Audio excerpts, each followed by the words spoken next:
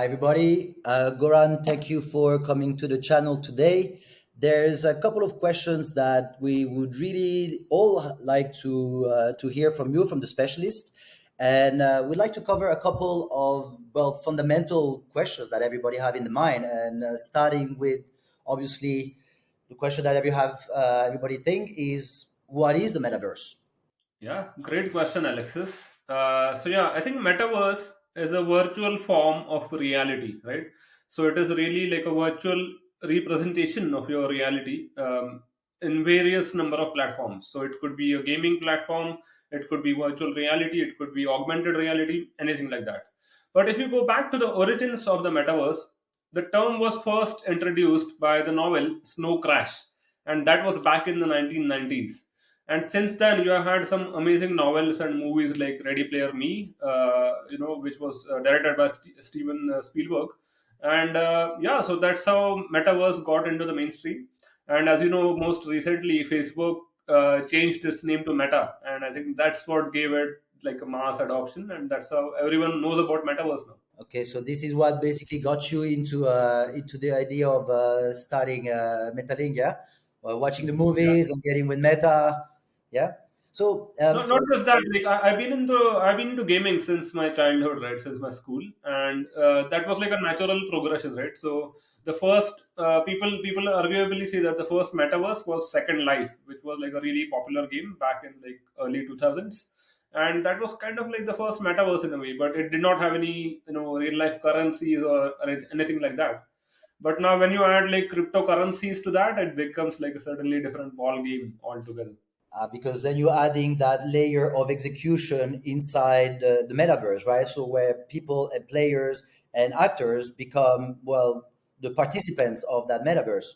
So this is a great segue to the next question, which is slightly similar to the previous question, but more technical. Maybe you can give us a bit of insights of basically what is it that makes a metaverse? Is a video game considered a metaverse? Is what we're seeing today with all these platform metaverse a metaverse?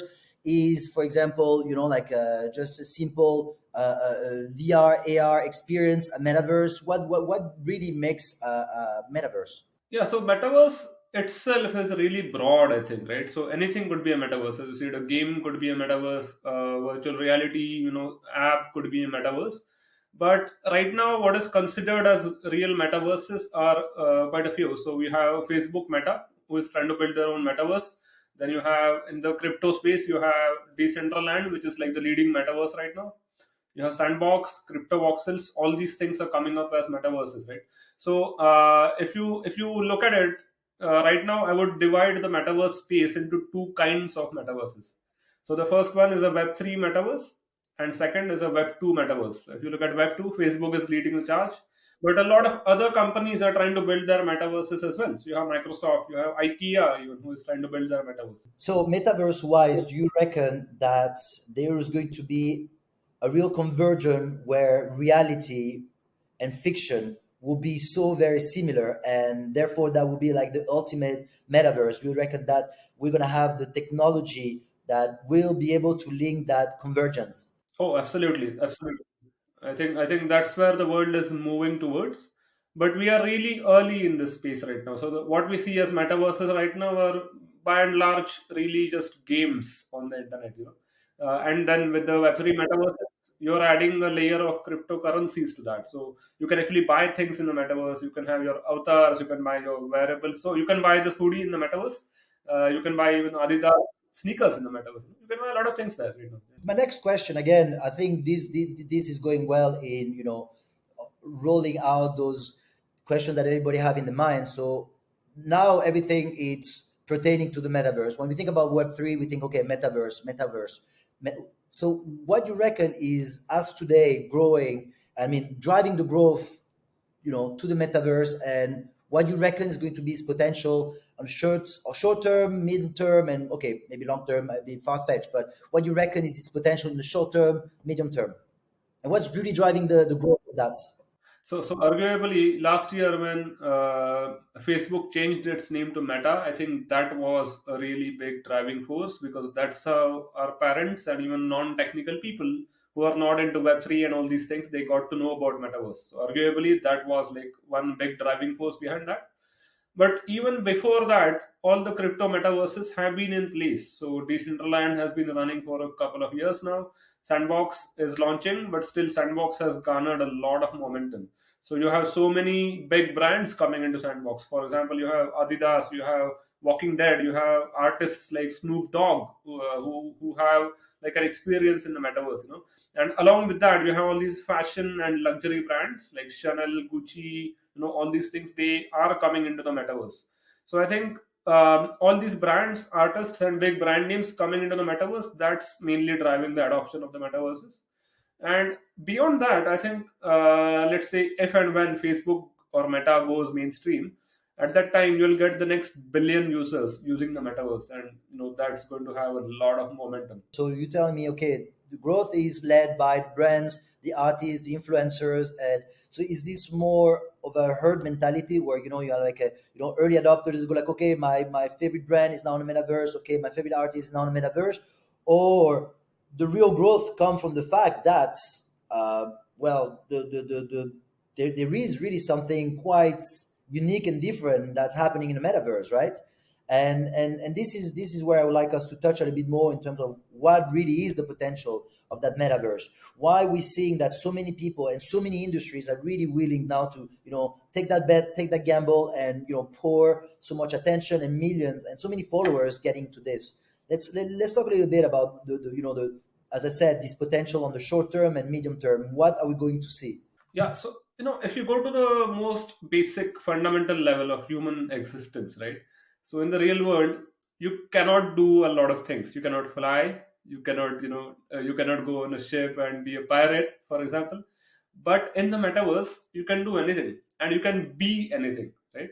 So for example, I'm not allowed to grow a beard in real life, but in the metaverse, my avatar always has a beard, for example. A simple thing like that. But in the metaverse, you can actually express yourself more freely. And I think that's the fundamental reason which is driving the growth of the metaverse. And that's why all these brands and artists are entering the metaverse. But having said that, right now a big problem is, as a metaverse user, as a metaverse citizen, so I consider myself as a metaverse citizen. I don't have a lot of things to do in the metaverse. So I go in the metaverse, I can't do a lot of things. But all these brands who are coming up and creating their own games, their own experiences, that's what I think will drive the future growth, definitely. Because once they create some engaging experiences, people will come and start using it more often. Great. Well, I think we will have the chance to cover again the topic of growth and the potential and on other vlogs coming down. Now, you discussed this. You said, okay, nowadays was like, okay, the Facebook Meta and crypto voxels and Decentraland and so many metaverses. Now, what is the difference between having one metaverse and having a multiverse? Are we now in a scenario where we need all these metaverses for all them to thrive and one and some to fail and getting a smaller pool, or we are really going to live in a multiverse? I believe that there won't be just one metaverse to rule them all. It's not like Lord of the Rings. There will be multiple metaverses, just like social media right now. No? So you have Facebook, you have Twitter, you have TikTok, you have Instagram. Similarly, there are going to be multiple metaverses. So right now you have, let's say, 4 to 5 big metaverses. All of them form something that we call a multiverse. So as a metaverse user, I have an option to go into any of these metaverses.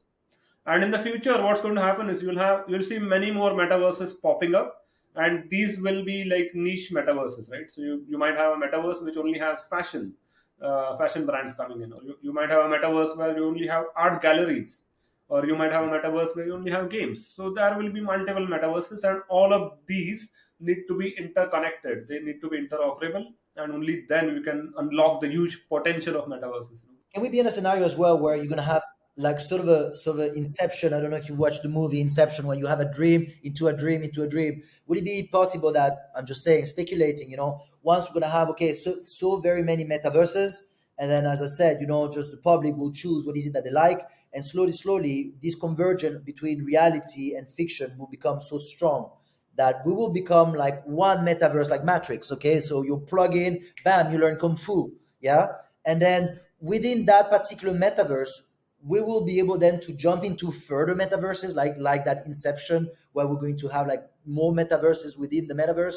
Yeah, I think that's what we want to happen, but I don't think that's going to happen anytime soon. Maybe 20 or 30 years down the line that could happen. But this is similar to the evolution of AI, artificial intelligence, right? When we started AI back in the 70s and 80s, people were thinking, oh, there would be like robots who would carry your orders, and you'll have like humanoid robots and all these things, but that hasn't happened yet. But nonetheless, AI is so pervasive right now that if I Google about anything, I start getting all those ads on all my social media. So I think Metaverse will evolve into something like that, where it becomes a part of your daily life. But I don't think we'll get to that Matrix kind of stage or Inception kind of stage anytime soon. Thank you, Gorang. That's very good. Listen, you really covered quite of a few bases here. I'm sure we're gonna come up with more questions as well, and we will have the chance to have another podcast for more questions. So I'm going to pass on the line, and thank you so much for today. Thanks, Alexis.